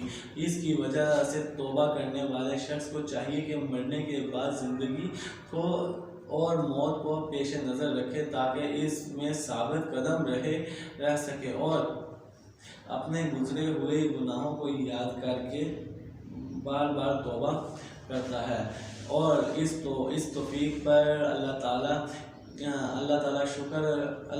کا شکر ادا کرتا ہے۔ اس طرح سے ثواب آخرت کا بھی خیال پورے طریقے سے رکھا کہ اس سے انسان کو اعمال صالحہ کرنے کی توفیق حاصل ہوتی ہے، جیسا کہ عذاب کا خیال کرنا برے کام سے باز رکھتا ہے۔ حضرت موسیٰ علیہ السلام پر نازل کیے گئے صفیوں کے 6 اہم نصیحتیں۔ حضرت ابو ذر رضی اللہ تعالیٰ عنہ فرماتے ہیں کہ ایک روز میں نے خدمت نبی صلی اللہ علیہ وسلم میں عرض کیا، یا رسول اللہ، آپ یہ ارشاد فرمائیں کہ صحف مصوری یعنی حضرت موسیٰ علیہ السلام کے آسمانی صفیوں میں کیا کیا تحریر تھا؟ آپ نے ارشاد فرمایا کہ اس میں 6 باتیں تھیں اور 6 نہایت کارآمد نصیحتیں تھیں۔ پہلی نصیحت یہ تھی کہ آپ صلی اللہ علیہ وسلم نے فرمایا کہ مجھ کو اسی شخص پر حیرت اور تعجب ہے جو کہ جہنم پر یقین رکھتا ہے لیکن پھر کیسے ہنستا ہے، جو کہ دوزخ کے تصور سے غفلت کی نشانی میں ہے، اور اس شخص پر تعجب ہے جو کہ موت پر یقین رکھتا ہے، پھر کس طرح خوشیاں مناتا ہے، اور مجھے تعجب ہے کہ اس شخص پر جو کہ حساب و کتاب پر یقین رکھتا ہے تو پھر یہ کیسے گناہ کرتا ہے۔ اسی شخص پر تعجب ہے کہ جو شخص تقدیر پر یقین رکھتا ہے پھر وہ رزق کی تلاش میں کسی وجہ سے مارا پھرتا ہے۔ بعض روایات میں ہے کیونکہ غم کرتا ہے وہ فکر مند ہوتا ہے۔ مجھے تعجب ہے اس شخص پر جو کہ دنیا اور دنیا والوں کی زندگی کے انقلاب دیکھتا ہے پھر وہ کیسے اس پر مطمئن ہوتا ہے، اور مجھے تعجب ہے کہ اس شخص پر جو کہ جنت کا یقین رکھتا ہے پھر وہ اعمال صالحہ نہیں کرتا۔ لا الہ الا اللہ محمد رسول اللہ صلی اللہ علیہ وسلم۔ اب کے ایک گوئے کی توبہ کا واقعہ۔ حضرت ابن مسعود رضی اللہ عنہ سے روایت ہے کہ شہر کوفہ کی جانب سے ان کا ایک دن گزر ہوا۔ انہوں نے دیکھا کہ ایک جگہ فاسق لوگ کا ایک بڑا مجمع لگا ہوا تھا، اور ایک گویا جس کے نام اذان تھا اور سرنگی بجا رہا تھا اور خوب گا رہا تھا۔ اس کے گانے کی آواز بہت سریلی اور اس کا لہجہ بہت پرکش تھا۔ حضرت عبداللہ بن مسعود رضی اللہ عنہ سے آواز سن کر فرمایا کہ یہ آواز کس قدر پرکشش ہے، کاش کیا ہی اچھا ہوتا کہ یہ آواز قرآن کریم کی تلاوت کے لیے استعمال ہوتی۔ یہ بات سن کر اس گانے والے شخص کے قلب میں ایک تعجب کیفیت طاری ہوئی اور فوراً وہاں سے اٹھ گیا اور سارنگی زمین پر مار کر توڑ دی، اور حضرت عبداللہ بن مسعود رضی اللہ تعالیٰ عنہ کے پیچھے بھاگا اور پاس پہنچ کر اس نے رومال گلے میں ڈالا اور اس کے سامنے جا کر رونا شروع کر دیا، اور حضرت عبداللہ بن مسعود رضی اللہ تعالیٰ عنہ اس کو گلے سے لگا لیا اور خود بھی رونے لگے، اور پھر فرمایا میں اس شخص سے کیسے محبت نہ کروں جس سے اللہ تعالیٰ محبت رکھتا ہے۔ زازان نے اپنے گناہوں سے اللہ تعالیٰ سے توبہ کر لی۔ حضرت عبداللہ بن مسعود کے ساتھ ہی رہنے لگا یہاں تک کہ اس قرآن کریم کی تعلیم حاصل کی اور علوم قرآن اور دیگر علوم سیکھے اور علوم کا علم بنایا۔ حضرت عبداللہ بن مسعود فرماتے ہیں مسعود کی بہت سی روایات انہی اذان کے واسطے سے روایت کی گئی ہیں۔ قوم بنی اسرائیل کی ایک خاتون کی توبہ۔ حضرت علامہ سمرقندی رحمت فرماتے ہیں کہ میں نے اپنے والد ماجد سے یہ واقعہ سنا ہے کہ بنی اسرائیل میں ایک فاحشہ عورت تھی۔ بنی اسرائیل کے لوگ اس کی خوبصورتی پر عاشق تھے، ہر وقت اس کے پاس اس کے عاشق آتے رہتے تھے، اور جو شخص اس کو ایک مرتبہ دیکھ لیتا بس اس پر فریقہ ہو جاتا اور اس کے پاس جانے کا ارادہ کرتا تو اس کو دینار پیش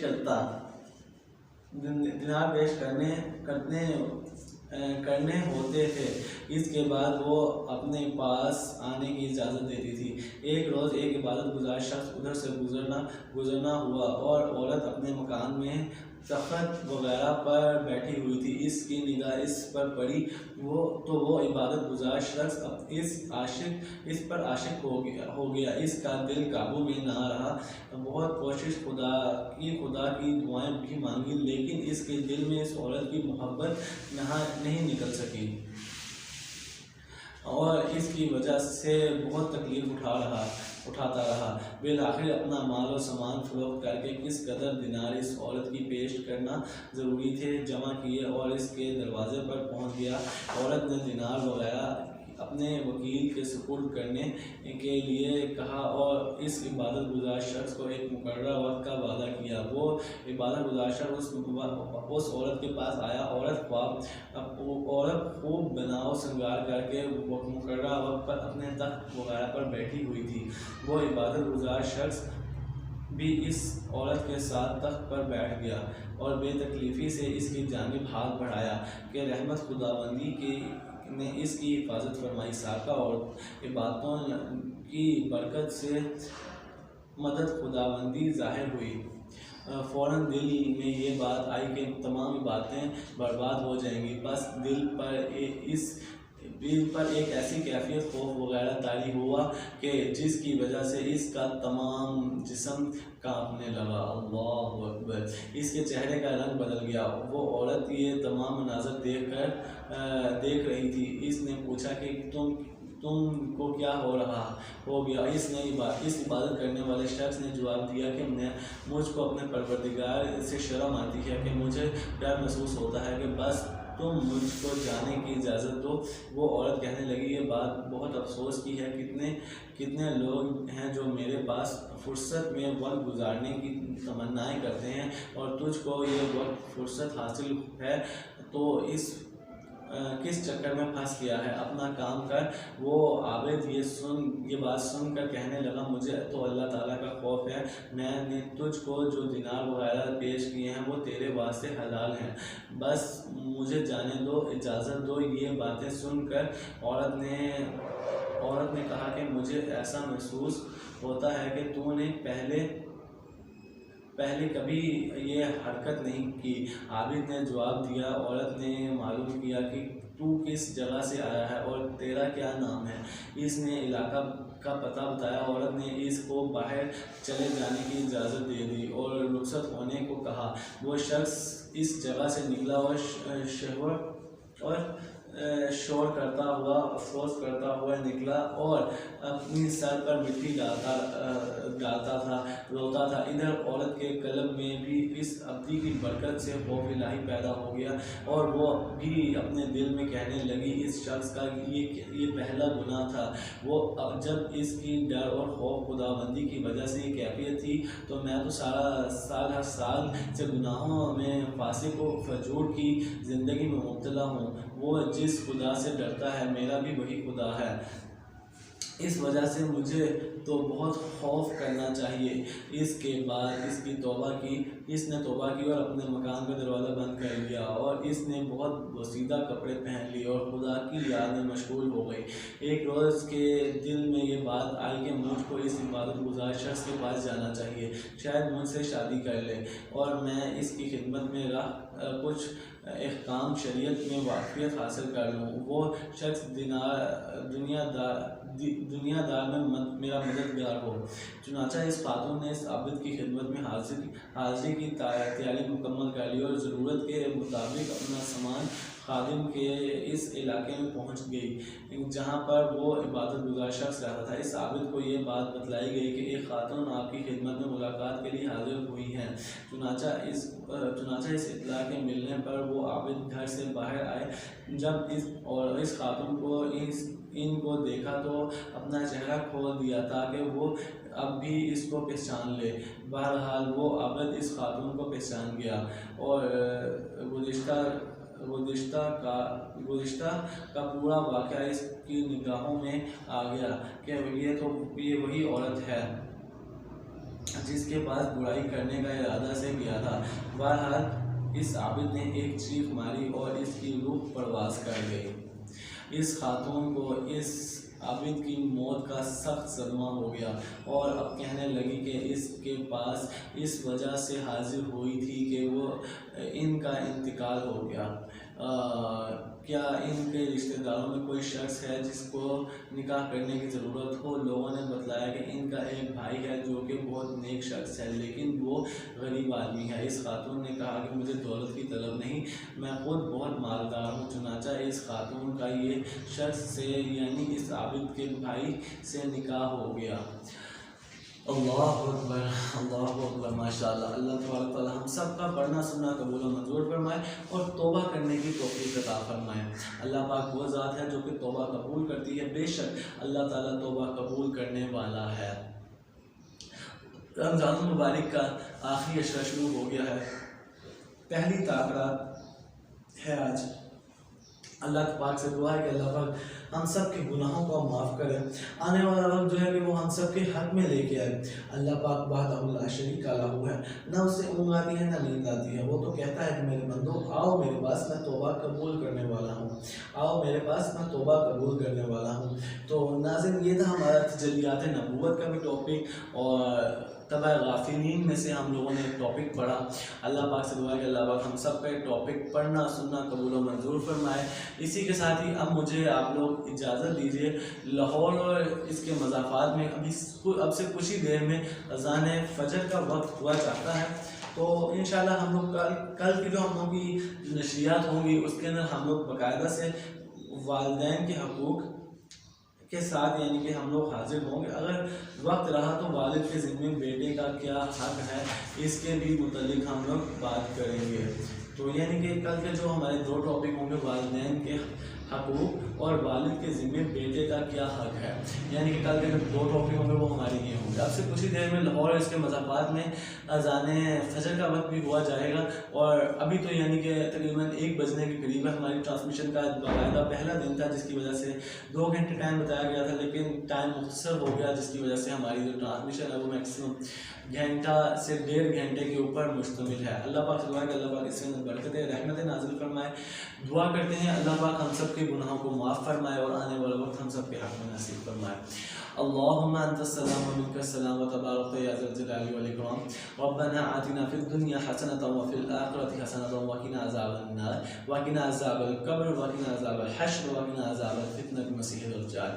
یا رحمان یا کریم یا ارحم الراحمین، یا اللہ پاک ہم سب کے گناہوں کو معاف فرما، یا اللہ پاک ہم سب کو توبہ کرنے کی توفیق نصیب فرما۔ الہی میری چوکھٹ پہ میں بھکاری بن کے آیا ہوں، یا رب میری توبہ قبول فرما۔ یا اللہ پاک رات کے اس پہر میں ہم سب کی توبہ قبول و منظور فرما۔ یا الہ العالمین ہم سب کی توبہ قبول فرما، یا اللہ ہم سب کی توبہ قبول فرما، یا اللہ ہم سب کی توبہ قبول فرما۔ وصلی اللہ تعالی علی خیر خلقہ وصحبہ اجمعین، آمین برحمتک یا ارحم الراحمین۔